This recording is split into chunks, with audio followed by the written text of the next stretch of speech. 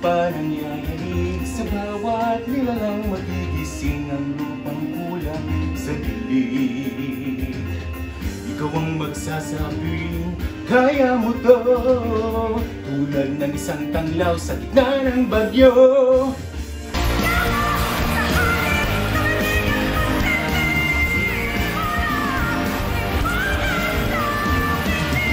Ibiglaw mo ang titig, ang bagong awitin. Ikaw ang liwanag sa dilim.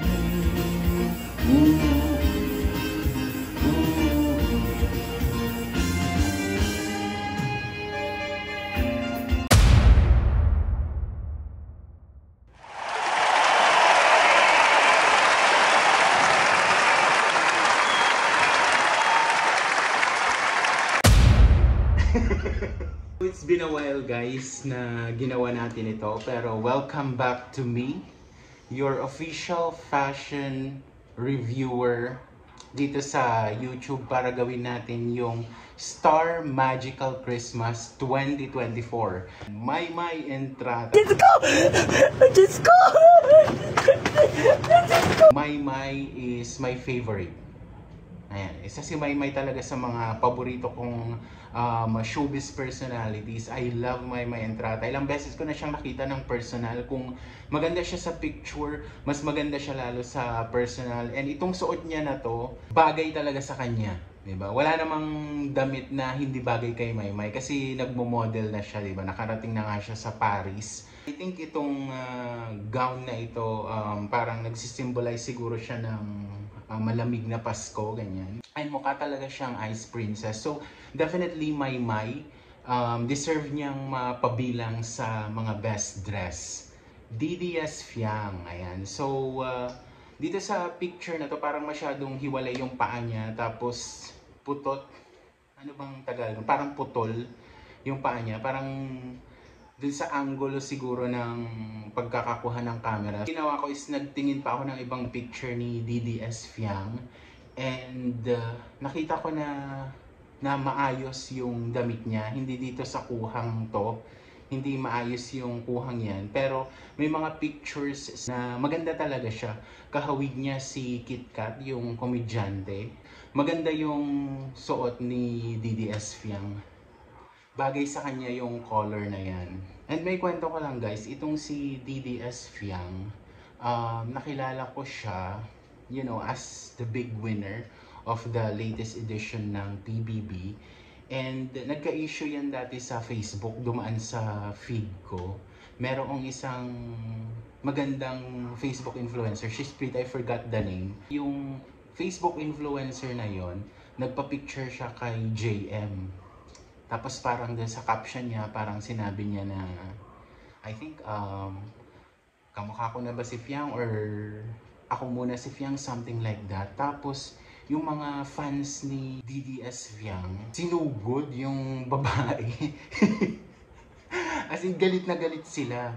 Parang hindi pwedeng magpa-picture si JM sa ibang babae, ganyan. Kasi hindi naman kamukha ni DDS Fiang yung Facebook influencer. Basta ang dami-daming sinabi talaga sa kanya. So, doon ko nakilala si DDS Fiang. Kasi syempre may mga nagko-comment din na iba doon na pinagtatanggol yung Facebook influencer. So, sinabi nga nila doon. Doon ko nalaman actually. Doon ko nalaman na si DDS Fiang ay nag-support sa pag-shutdown ng ABS-CBN. Tapos sumali siya sa PBB, tapos nanalo siya.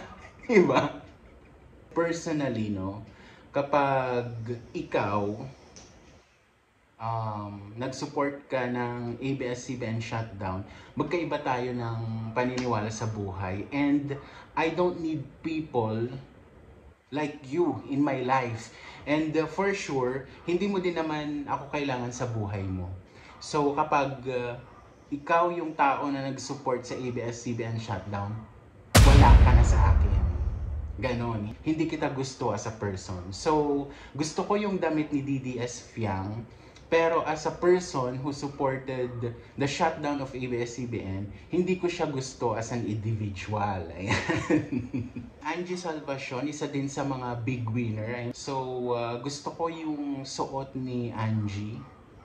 bagay sa kanya yung ganitong image, no? Hindi yung pa-sweet kasi dumating siya sa face na gano'n, yung pa-tweetams siya. Mas bagay sa kanya yung ganito, yung lady boss, parang ano talaga siya, yung parang naglalatigo, ganyan. So mas bagay sa kanya yung ganyang image. Belle Mariano, hindi ko gusto yung suot ni Belle. Chi Philomena, ayan. Hindi ko rin gusto yung suot ni Chi. Kai, I think, hindi ko alam yung apelyado niya. Pasensya na ha guys, hindi ako talaga nanood ng PBB. So, tinignan ko lang sa comment section. Ito si Kai, na nakalaban ni DDS Fiang sa PBB. And kung beauty pageant yung PBB, si Kai yung mananalo kasi she looks tall, maganda yung tindig niya, pang beauty queen, and maganda yung mukha niya. Gusto ko yung suot niya, parang snowflakes, ganyan. Sa mga gustong mambash sa akin dyan, gusto akong saktan, gusto akong pahirapan, gusto akong awayin, gustong may mangyaring masama sa akin, isa lang ang mensahe ko sa inyo. Mamatay kayo na lahat! Mamatay kayo na lahat! Mamatay kayo na lahat! Mamatay kayo na lahat!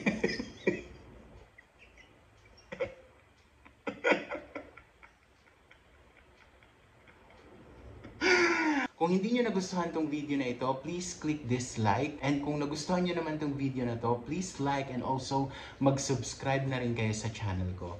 Yun lang. Keep pie!